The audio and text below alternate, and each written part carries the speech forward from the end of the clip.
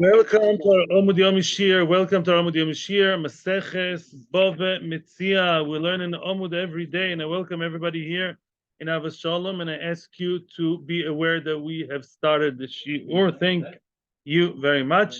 We are in Daf Study Test Amud Aleph in the bottom of the page, but we have some debts, which means we have now. So we have our debts, meaning I still have to answer a question from yesterday. I have to answer a question from yesterday. The topic that we're learning today, and we learned yesterday, is the topic of shoyel, the person who borrows any item, such as a cow, that's the name of our parak, a shoyel, a saporo, person who borrows something from his friend. The question we're dealing with now is, at what point is a person considered a halachic shoyel, a borrower, which means two things. One thing, it means that at this point, whatever is going to happen to the cow, he's going to be chayiv, even if it's be'oinsin, something out of his control, from that point onwards, right? And the second thing is, at what point do we say that the mash'il, the owner, the lender, cannot go back on his word, and it's a point of no return, and he cannot say, I'm not interested in lending anymore, right? That's the question. That's what we're going to do now. However, we also discussed before that another topic, and that was what happens when there is some kind of distance between the mash'il and the shoyel, and the actual animal or the item are brought by a third party. Yeah. In other words, what happens if, let's say, the mash'il wants to lend you the cow, you live 2 streets down the road, or you live in a different city, and somebody has to schlep the cow from mash'il to the shoyel. Something happened on the way. Who's going to be chayiv? The shoyel will be chayiv already, or is it still under the authority of the mashal and is not chayiv? So generally speaking, we said it's quite easy, although there were many questions there. The general idea is only when the person is the shliach, official, halachic, meaning the schlepper, the one who brings it, the porter, the one who brings the cow, the taxi driver, whoever brings the cow, or the item to the house of the shoyel. If he's an official shliach of who? Of the shoyel, then he is like the shoyel's long arm. And then already once it's walking down the street with the shoyel's shliach, is chai b'oinsin, because it's really part of the shoyel's authority, part of the shoyel's domain, right? All very nice. But we had one issue regarding an eved. We had an issue about an eved. What was an issue with the eved? An eved, we said in the Mishnah, if the shoyel says to the mashil, I want your eved to be my shliach, it also works. And the Gemara says, how come? Yad eved ki yad rabbi, right? An eved cannot be owned by two people, right? I cannot say your eved is now mine. Your eved is my long arm, because an eved is mamish ki'ilu, physically attached to the owner. So that cannot be. And then we answered 2 answers, eved ivri, eved knaini. There was Shmuel, and Rav said, no. Rav said, you can't do that. In other words, I can say, listen, I am the one using your eved. I'm not making him a shliach, but it's as if I'm taking your eved, it's physical, let's put it this way, or I'm taking the risk. I'm saying, listen, once your eved is out to the street, it's under my achrayus. Okay. Now, Zvi asked a very good question yesterday.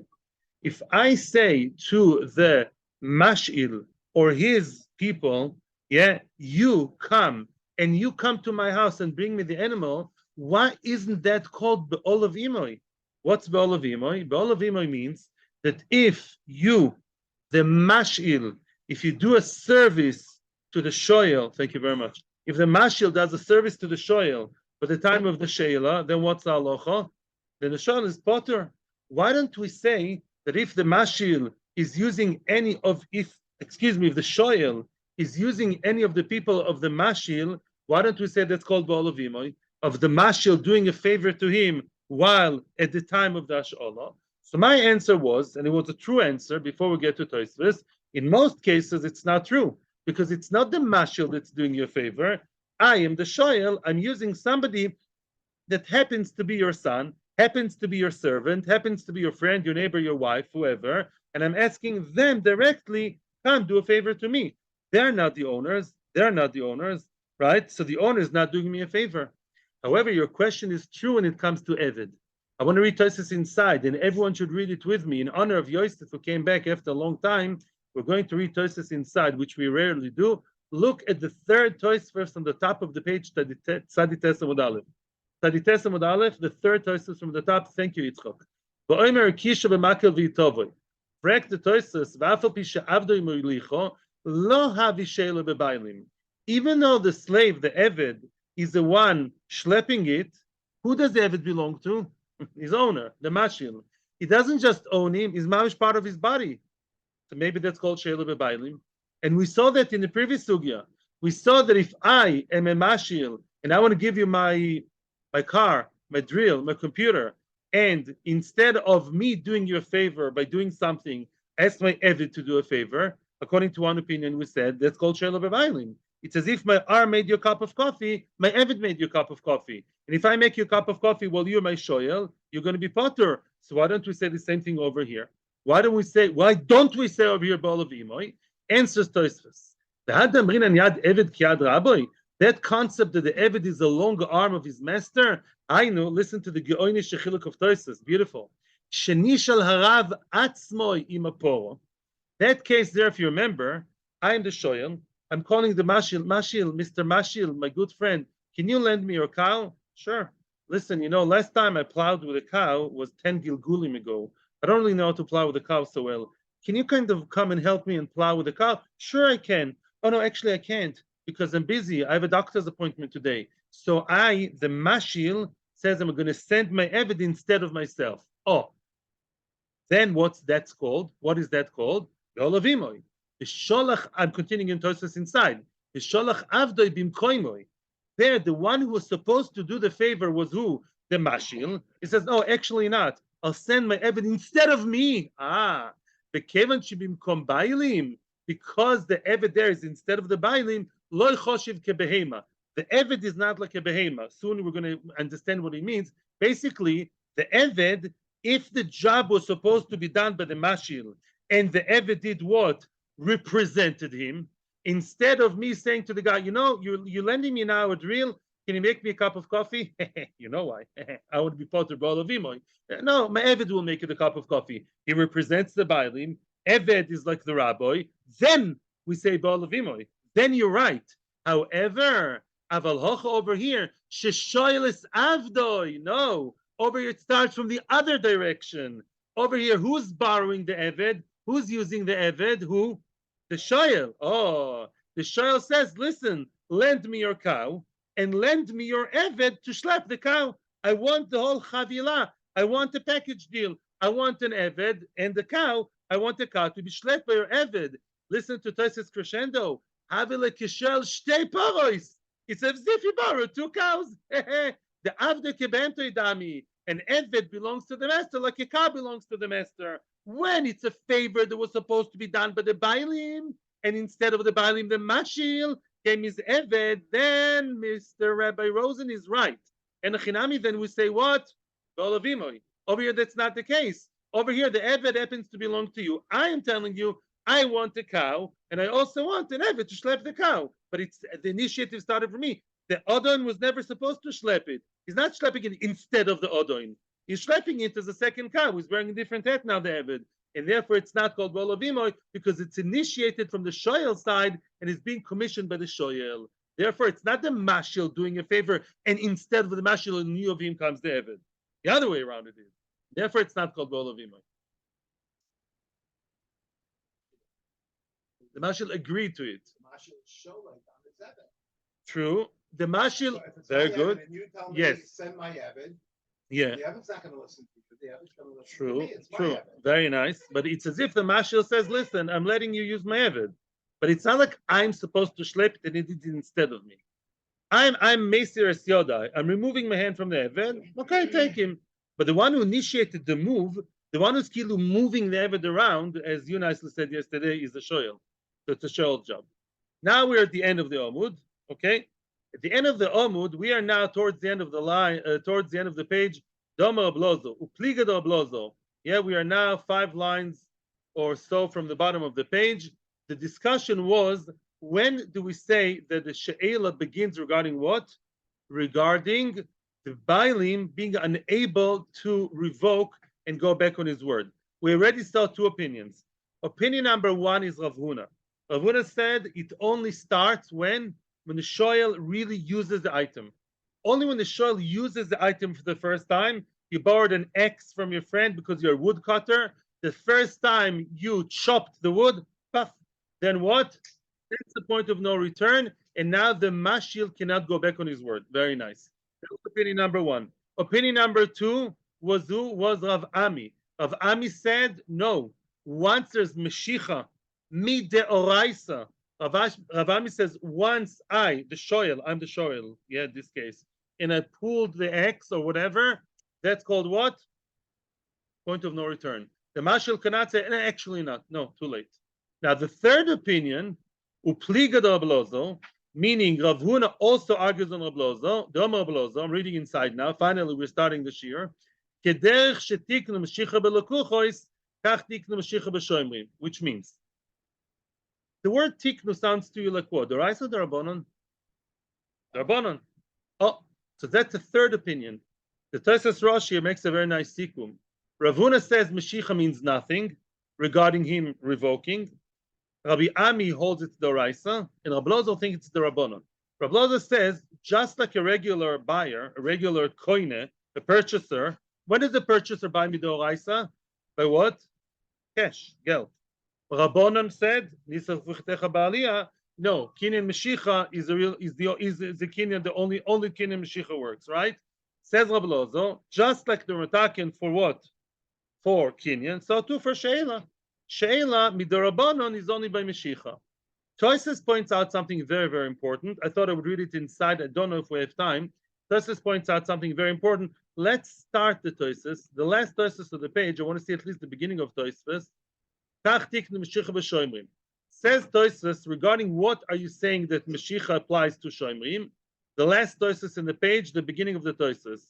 Lolis chai ba'oinsin koama. Yeah, as I told you, regarding chiyuv oinsin, it's not Meshicha. Wow. Why? Remember what we said many, many times? If I tell you, can you look after my item? And you say yes. Or you say, yeah, put it over here next to me. Are you chayiv? Yes, without Meshicha. That's what Tosas holds. And he continues, we saw it before, the hanach lefonai, at the beginning of the second line. If you say, yeah, place it in front of me. You're working in the kitchen, your neighbor knocks at the door, he's in a rush. Can you look after the baby stroller? Not the baby, just the stroller. For me? And he said, yes. I mean, even if he didn't say yes, he said, place it right here next to me. You're chayiv. And there's no Meshicha there. You could say maybe it's chotzer, but Tessa says no. The mere talk, is that's it, it's mechayiv you. And Shomer Chinam, he's already called a Shomer Chinam without Meshicha. Same thing over here. Now, Tosfos goes on, and I'm not going to all the details, but Tosfos says that the look at the very end of Tosfos, when do we say Meshicha is crucial for Shoyel? For Chazoro. The Soicher v'Shoyel. Now, the Soicher and the Shoyel are people who want to gain from the object. They're not doing a favor to the Bailim. They want the Bailim to agree for them borrowing or them renting. Miyad shemoshcho behem meshus Bailim. Once they pull the behema from the domain of the Bailim, point of no return. And the Bailim yichudim od lachzor. Can't go back on that. That's why we say argues on Rav Huna. Why? Because Rabbi Lozo says midorabonon meshicha is the point of no return. Well, Rav Huna said it's not. Only the usages. And what did Rabbi Ami say? Midoraisa. Three opinions. Either meshicha is nothing for the mashil, it can still go back Rav Huna, or doraisa. That's Rav Ami. Or says Rabbi Lozo, it's midorabonon. As far as I know, Loch is like Rabbi Lozo. With the Rabbanon, we say once the shoyel, yeah, let's say halacha. I'm not saying halacha it's not a sheer halacha, but conceptually, let's say you're a mashil, and now your neighbor. What happened to your neighbor?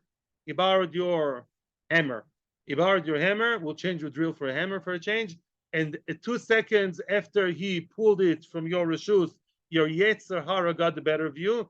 And now remember that 3.5 years ago, I didn't say hello to you nicely in the so you're not interested in lending him the hammer, and you say, hey, give me back that arm. No, hey, get back right over here. I'm not interested in lending it to you. With the Rabbanon, you cannot do that. Once he did Meshicha, point of no return, and if there was an agreement that he is borrowing it now for 37.5 minutes, the next 37.5 minutes will be spent in his house, and also he's going to be chayev on anything including oinsin, except for Mesmach Seder. That's halacha. Good. Now continues the Gemara. Tani Namiachi. We see a brisa that supports Rabbi Lozo.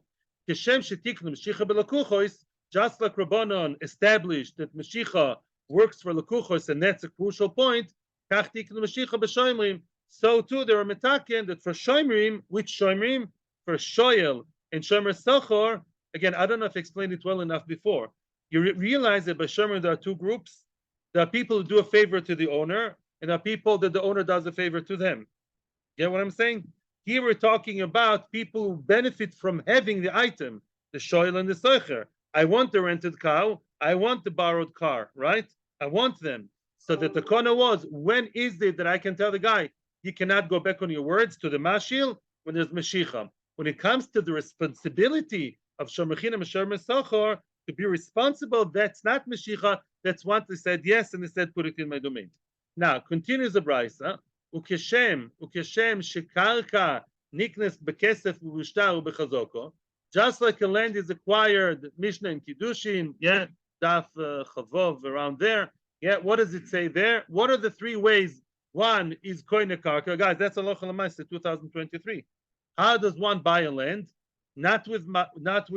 Not with you can do agbo, you know, all kinds of things you can't be koine. What can you be koine? Kesef, when giving money, cash. For karkois, it works, as opposed to taltalin. B'shtar, you write a shtar, you give the shtar to the other party. Or b'chazoko, what's chazoko? What do you do for chazoko? Anybody? No gadol u'poratz, very good. You close the door, you lock the door, you put a new lock maybe. Yeah, you paint a new painting on the wall, a new mural. You know, you can let your 2 years old do it even better. Yeah, whatever, you do something significant in land that shows bailus. So kesef shtar b'chazoko, that's how you acquire land. Kach, so too, Rabbanon were metaken, schirus nikne bekesef b'shtar b'chazoko. So to a soicher. At this point, we think it's a soicher what? A cow, a car, computer, whatever, mangal, whatever he wants to rent from you, also bekesef b'shtar b'chazoko. Same way. Frag the Gemara, what? Did you hear what I just told you? How illogical that is? I just spoke about metaltalin, right? Metaltalin? Say what? Says the Gemara. Schirus? Maya videte. Maya videte, in very coarse language, is what's your problem? What is it doing here? In other words, what does that have to do with the price of cheese? Yeah? Maya videte. How can you tell me that schirus of metaltalin is nikne bekesef shtar v'chazoko? Metaltalin, even if it's a real kinyan, not just temporarily hiring it or renting it, metaltalin, they don't match with what? They don't glue together with kesef shtar v'chazoko. Ritva points out that out of kesef shtar v'chazoko, the worst shidduch for metaltalin is shtar. He says very nicely, kesef midoraisa metaltalim are koine, right? Only Rabbanon established. Machlokas Rabbi Yochanan and Shlakish. Okay, what about chazoko? You can claim meshicha is like chazoko. Yeah, when I pull it, I show I'm the owner. But shtar, there's never shtar for metaltalim, not even in your wildest dreams. So how can you tell me that kesef shtar chazoko, shtar is the worst kid of the three? How can you say that there are koine schirus, which is like a temporary kinyan lezman? How can you say that? Omar of Chizda, you misunderstood the story. Schirus karka.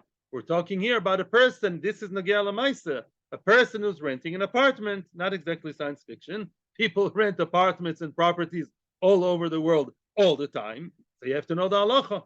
If the person, when do you become the renter? When do you actually become the renter? When you spoke about it, when you promised, when you said, when you danced around. When are you called the renter and no side can return? When is the point of no return? When you are obligated and obliged by the contract. When you signed it by the lawyer? No. When you either gave the shtar, when you gave the money, the first payment, I guess. The question is how much money, we discussed that. Or chazaka, you went to the rented apartment and you're the renter, and you lock the door, or you open the door, you close the gate, or maybe created the gate, whatever, the different trials. But these are the three ways. Up to that point, maybe you're mechusar amano. If you revoke, you may be not trustworthy. Mishapora, maybe, bekarkois is a question. But lemaisa, the real kinyan of schirus, yeah, the ischibus of schirus, to be obligated to be a soicher, be a maskir, that's bekesef shtar v'chazaka. Very, very, very basic, important halacha to know. Yeah, weiter. Now we're entering a little bit of a newish subject, not completely new, but a bit new. The question is, how do we assess the damage or the theft? Let's say somebody stole something or damaged something, and that something, that item, there are two parallel ways how you can assess the value, evaluate that item. Amar Shmuel. Fourth line from the top of the page. Bava Metzia Tzadites Amud Beis. Amar Shmuel. Says Shmuel. Hayman de Gozil Chavitza de Tamri Mechaveroi.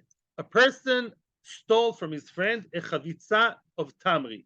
Tamri are dates, and tamri are 50 dates, the fruit, the date, 50 dates stuck together. You know, like you have Igul Shel Dvela. It's like 50 dates stuck together, but each one can be sold separately. And that's what I stole from him. The Isba Chamishim Tamri. As I said, there are 50 Tmorim in that one bunch. In that one, stuck together item, there are 50 of them. Agav, now, there are two ways how to price it. Everybody, it's a profession, how to price items, right? So now, how do you price it? There are two ways how to price it. Depends how you buy it, wholesale or more like retail. Agav, this is so far not the story. This is describing the value of the item. There are two ways to evaluate it. Agav adadi mizdabnan bechamishim naki chada. Full stop. If you buy the whole bunch together, the seller would gladly sell it to you for 50 minus 1. Buy 50 for the price of 49. Whoa, sounds like, Rami Levy. In other words, you buy 50 and the normal going rate for that, you pay 49. You pay for 49, and you get 50. That's the way it goes. It's not a special mivtza of Tisha B'Av. That's the way it goes. Buy 50 for the price of 49. Rashi explains it's not just that it's kedai for him to get rid of the schoira. It's also because he says, the seller says to the buyer, listen, you can now make a profit yourself. You can sell it on for how much? You sell it for 50 and you make one pruta. You make a pruta extra or you bought from me. Now, chada, if you buy them one by one, if you buy them by the singular, by item, by one unit by unit, then mizdabden bechamishim.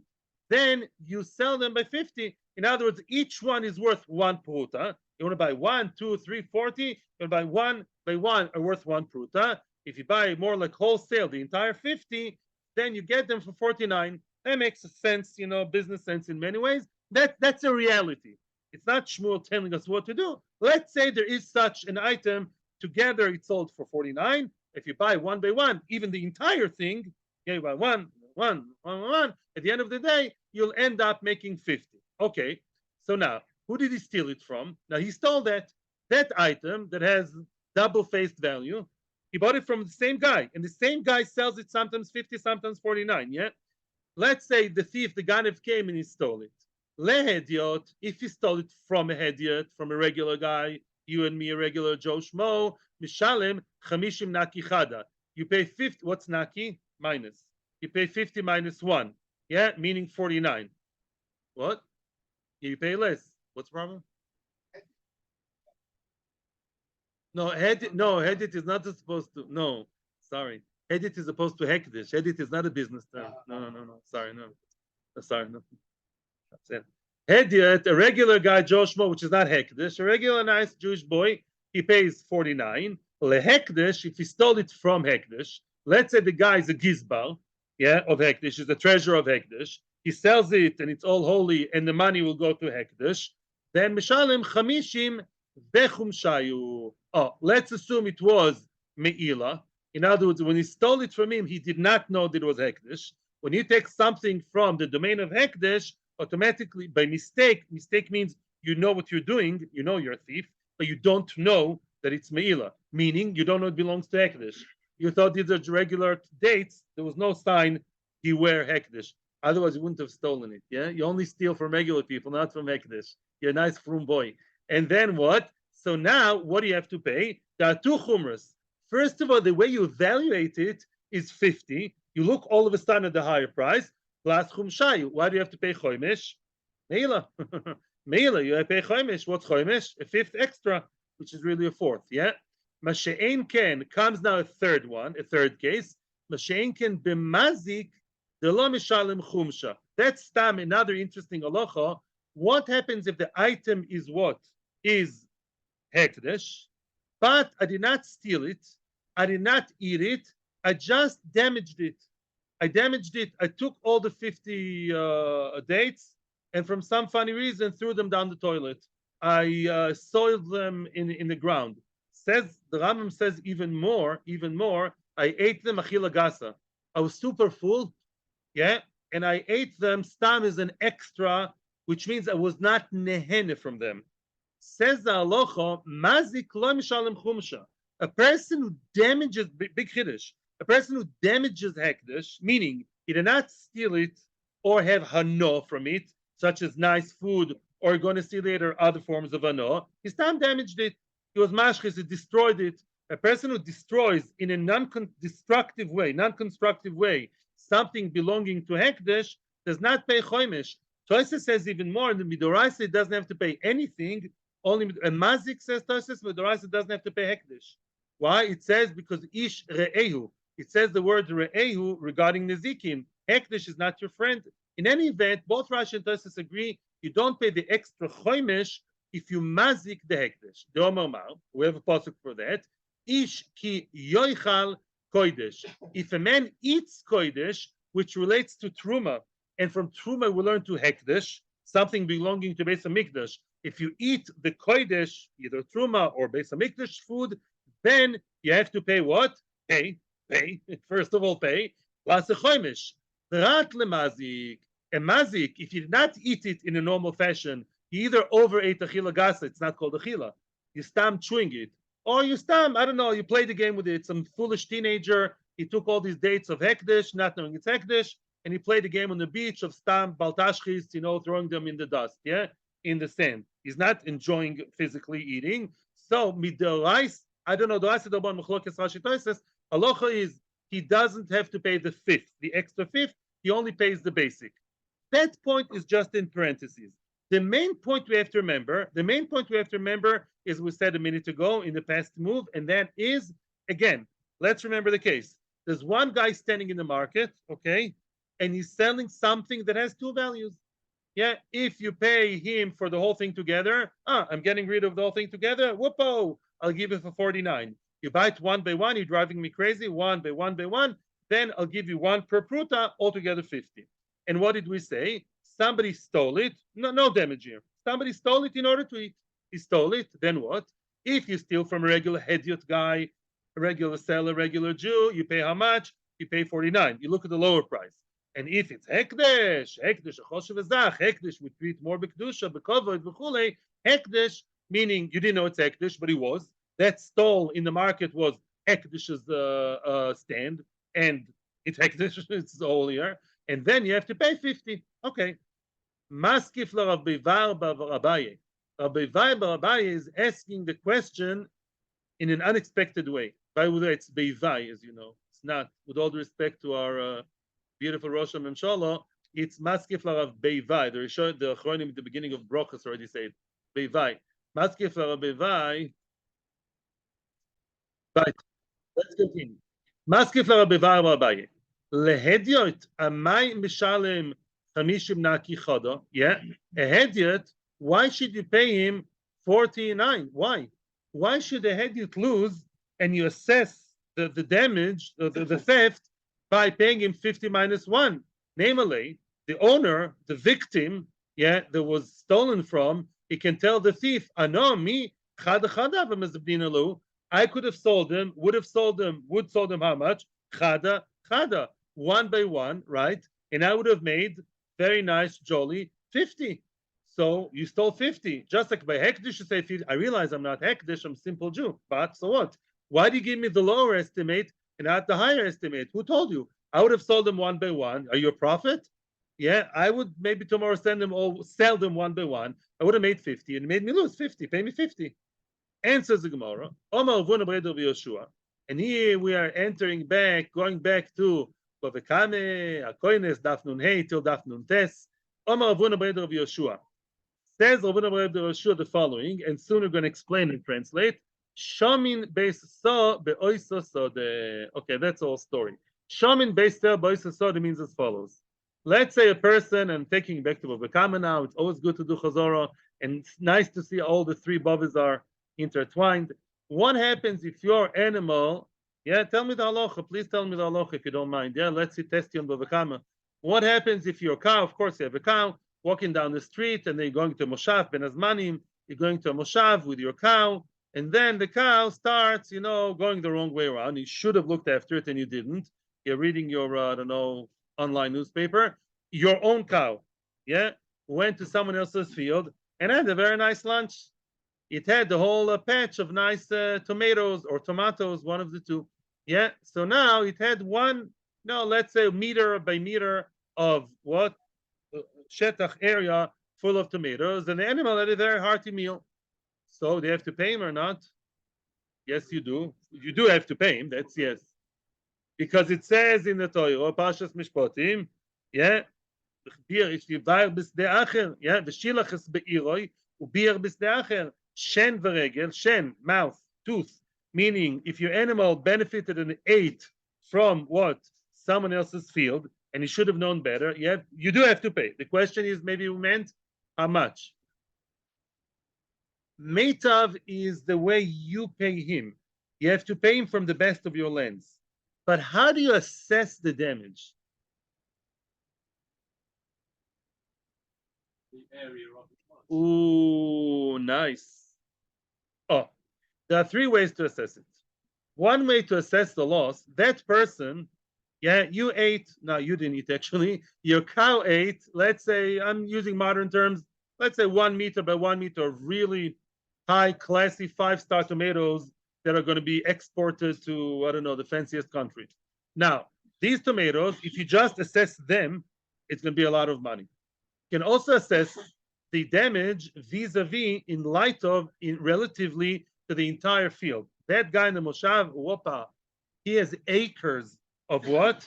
Of tomatoes. So that one patch of meter by meter, relative to all the tomatoes, if he would want to sell the field with its lushing red tomatoes, so then tiny meter by meter would be hardly significant. Get what I'm saying? So there are two ways to assess it. You assess those tomatoes the way they're going to be sold in the supermarket in Switzerland, that's a lot. Or do you assess, it's a whole big field minus one tiny spot, which is really very, very cheap. The halacha is very, now, first of all, there's a Gezeres HaKosuv. It says, bier bis de'acher, not bier de'acher. I'm reminding you of a kama.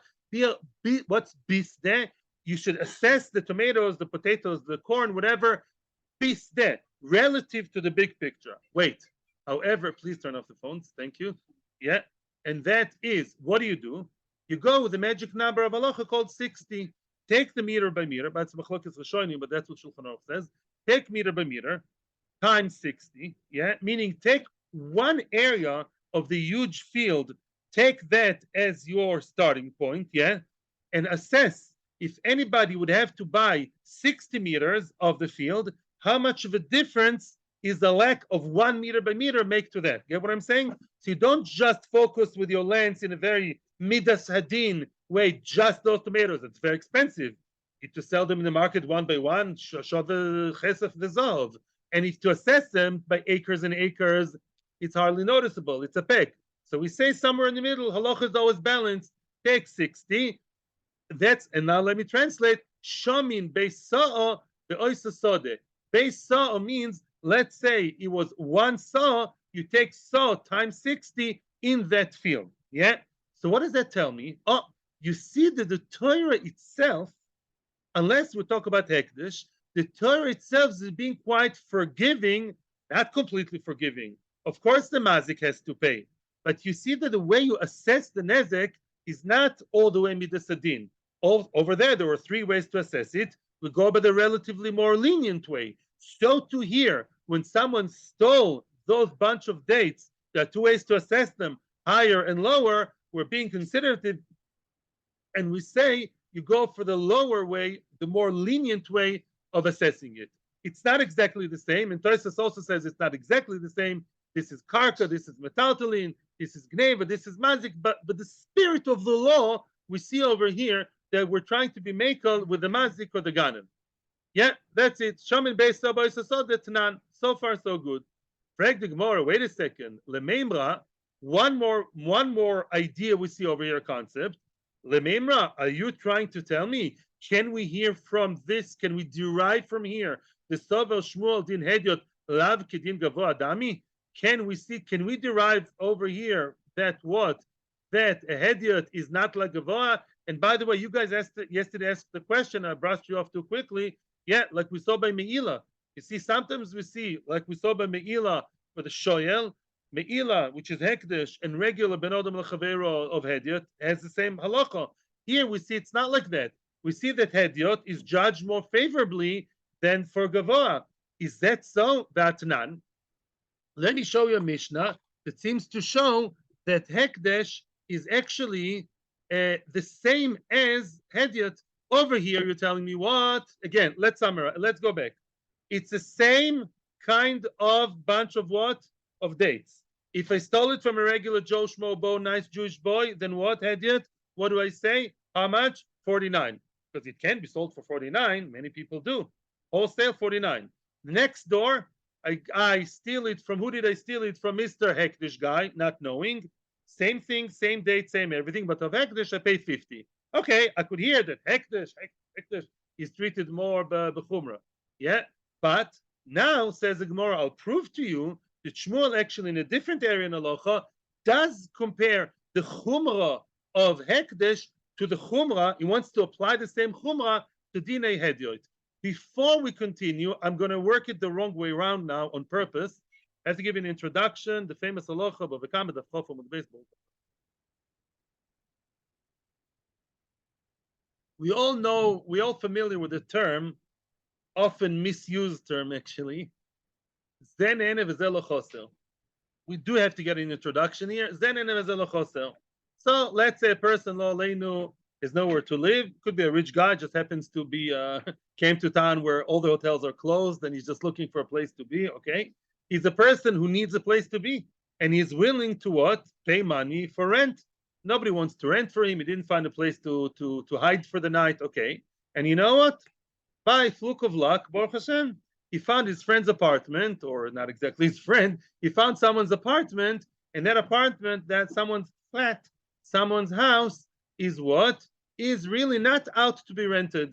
Yeah, you know that there are such houses in Yerushalayim, in Mamila and Rechavia. Yeah, the guy comes from LA once a year, or maybe twice a year. The entire year, the house is closed, locked and closed, and it's not meant to be rented to anybody else. Mapito, nobody should enter my domain, my castle, right? That house stands empty the entire year in Mamila, Yerushalayim, or in Rechavia, all very nice. Comes the guy, who's the guy? The one who needs somewhere to live, yeah, for the night or for 2 nights for a week, yeah. He really would pay, and he knows the code of the house because he's his friend from LA. He goes, he enters with the code, goes into the house and lives there for a week. You make sure he's a very nice guy. He doesn't leave dirt. He doesn't use the water even hardly. But the actual rent is not paying for. And then they meet. And then one guy says, what did you lose? Says the renter, the illegal squatter. He's out of there already. Yeah, he's back to LA. You didn't lose anything. Any other house is empty. And believe me, I left it spotless. Yeah, it's nice and spotless and amazing. One Van Gogh, one Rembrandt, they're all on the walls as they were before, right? All very nice. I didn't make you lose anything, right? On the other hand, the house says, you made money on me because such an apartment to rent would have cost you, would have cost you 15,000 shekels a month, and you were there for free. That's called Zen Nehene v'Zel Choser. One of them benefited financially from getting rent-free. The other guy did not lose anything because his house is anyhow not meant to be done anything with it. It would have stayed empty anyways. And that's a famous question in halacha. Now, does he have to pay or doesn't he have to pay? Very important to know. It's not allowed. Not stam mitzad that it's not moral. That's actually Tosfos and Bava Basra, first parak. Tosfos says lechatchila what he did was wrong.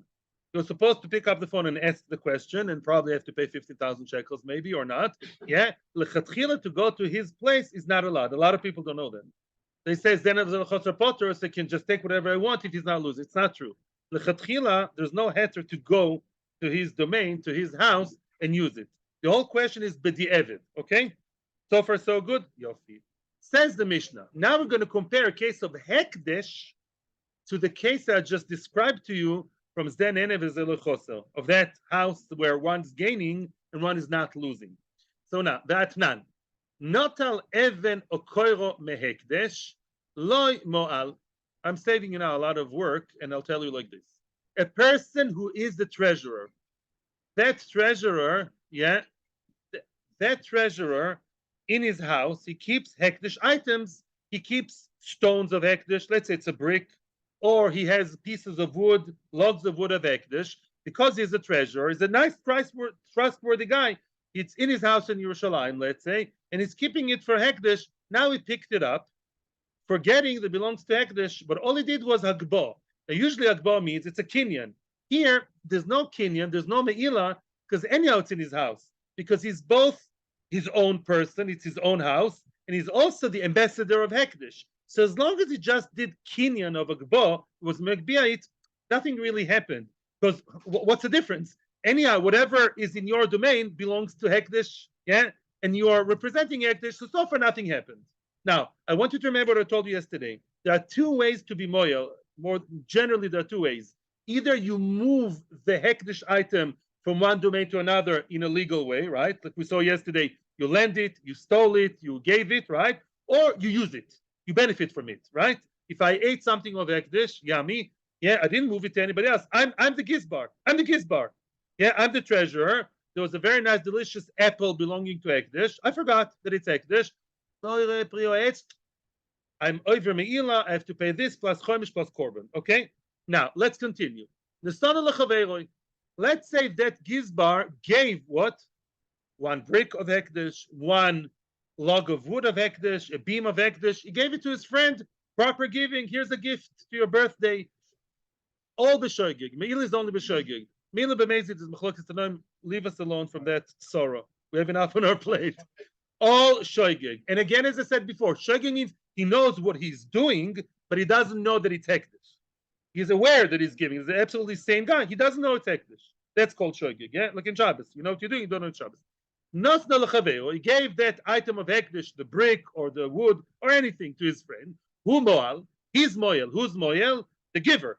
He's the gizbar. He's in charge. He has hekdesh item in his hands, and he gave it mistakenly to his friend. The me'ilah is his. What happens once it moved to another reshus? What? The kedusha of hekdesh drops off and just pops away and goes away. You guys know. Hu moal. The chaver lo moal. The friend is not moyel. The friend may use it now, actually. The friend is allowed to use it now. Chofshi, good. The tzara is on who? On the one who gave it. Now he has to pay what? The actual item back, meaning the principal, plus chomish, plus a nice korban. Osham, Now comes the punchline. B'no b'soich beisoy. Let's say, why are we talking all the time here about bricks and beams? Nothing else exists in the world? Now you know why. Let's say the guy, who's the guy? The treasurer, the one who has it in his house, didn't just pick it up. He says, oh, wow. Hey, I didn't know. I have this nice bunch of bricks at the end of my house. He forgot that it's hekdeshes.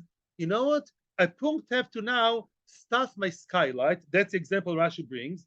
I have like a hole in the ceiling, which I want to redecorate. I want to close it. And I'm placing it on the roof. It's now going to be part of the roof of my house. Says Rashi, he did not change it. He did not chisel it. He didn't cut it, because that would be another problem. He took it as it is. Nice, Spanish, good, wide, good tile. Placed it on the missing part of the roof. Hashgacha pratis. And now he's living under that roof, including under that item of hekdesh. Here comes the punchline. But now besuch beisoy, loy moal, it's only considered me'ilah ad sheyodu tachteho b'shve pruta. Wow. You know when he's over me'ilah? When he benefited from it. What do you mean benefit from it? Once he sat under that part, the guy has, let's say, a big house, let's say one half a meter by half a meter of hole in the ceiling is now stuffed by what? By hekdesh. Only once he goes and he sits under that tile, And you know how long he sat there? Enough time that it's worth pruta.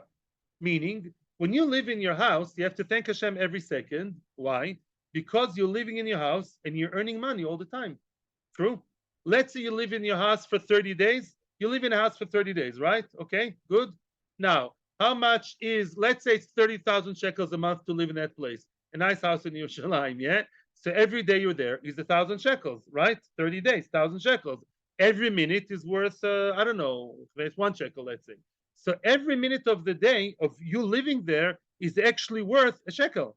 So only when you lived under that roof enough time that in the business rental world is actually broken down to be worth a pruta, then it's considered that you are nehene from that tile of hekdesh, shabe pruta, just like I told you a minute ago, that if I'm the gizba or anybody else, that it was my hekdesh item, I have, I don't know, yellow cheese belonging to hekdesh, I don't know what. And you ate it, shve pruta, you enjoyed it, you benefited, no, so too, same thing. You live under the roof. If you didn't live there, it was a closed room. Nobody entered the room. You're not chayiv because there wasn't yet nehene. I didn't change it. I didn't acquire it. I didn't do anything with it. It's time. It just changed location to be on top of the roof.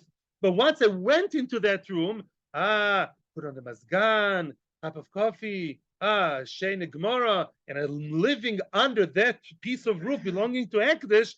And if I was the renter, I would have had to pay a pruta for that. I enjoyed 1 pruta of Ekdesh, and that's what I have to pay. Now, what does that have to do with the price of cheese?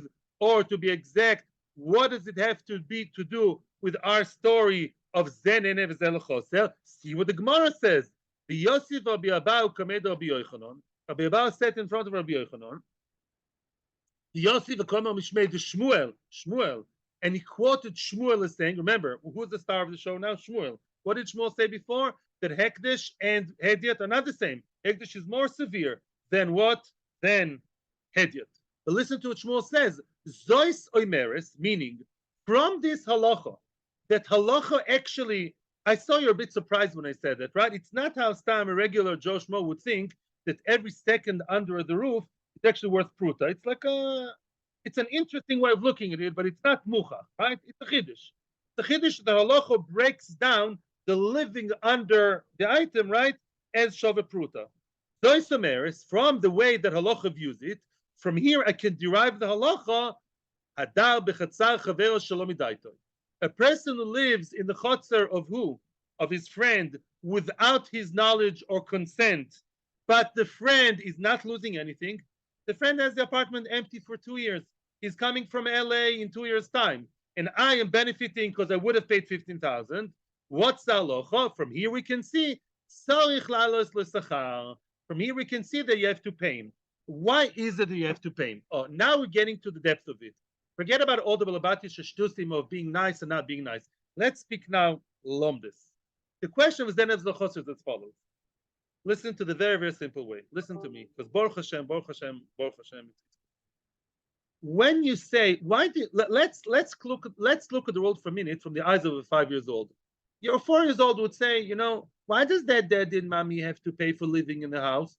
They're not taking it. It's not a stupid question. They're not taking anything from the house. They're not taking the bananas from the man. So why do they have to pay the man money? How do you answer your child? Why do people who live in the house without taking from the house? What would you say? There are 2 ways how to answer. Either you can say, listen, living the etzem is worth money. Just like banana is worth money, living in a place is worth money. In the market of Torah, in the market of going to Lavdil, we decided, and it's not just decided by us, the Torah decided, as we see in Me'ila, that living somewhere is worth money. It's not because the person, or you'd say to the child, dear, little Shleimaleh, because if they will not pay Mr. Owner, 5,000 shekels a month, he'll kick them out because that's what they decided. In other words, is rent something that's decided between people, right? And because you, landlord, you decide you have to be paid, and it's a personal thing, that's why we have to pay you. Or do you say no? It's an intrinsic thing. It's an essential thing. L'may nafkamina, our story is a nafkamina. If you have a house, Mr. Big guy from LA, You come to Yerushalayim once in 2 years, your house is empty, clean, nice. You don't do anything with it, no chesed, no nothing. It's not worth anything. Yeah. Then, if you say that the etzem living somewhere is called valuable, regardless of the opinion of the landlord, then the landlord will say, excuse me, it's just like you took a bunch of bananas from me, you have to pay. You took from me what? You took from me my living, even though I wouldn't do anything with it, right? Let's say you have an item in your house that you never ever use. Yeah, there's for sure such things in anyone's house. You know, in the back room, there's something from Pesach to Pesach you dusted. Can I take it from your house? Chas v'shalom. It's be'etzem yours. That's one way. Then you have to pay. This is Lom this year. Or we say, no, you know I have to pay you for your rent because it's a human idea. You demand, so I have to pay. But if you don't demand, you didn't know about it. You didn't frankly care about it. You didn't move anything to your pocket or your knowledge or your psyche, nothing. You lived your life in LA the same way as it was. I kept the house spotless. I paid for the water. I paid for the gas. I paid for everything. I even maintained it nicely. You shouldn't care a zilch because it's only about you caring. If that's how we view schirus in the eyes of the maskir who cares, then he doesn't have to pay. Comes the halacha here and tells me, listen to this. Since in Me'ila, the Torah in Me'ila, there is no balabais. Who's the balabais? Soon we'll see it's a Kodesh Baruch Hu. But the balabais here, let's say, is the gizbar. The gizbar doesn't know, doesn't care. Actually, here the gizbar himself was doing it. Yeah. In other words, yeah, Kodesh Baruch Hu doesn't care l'choira if you put the tile on the thing.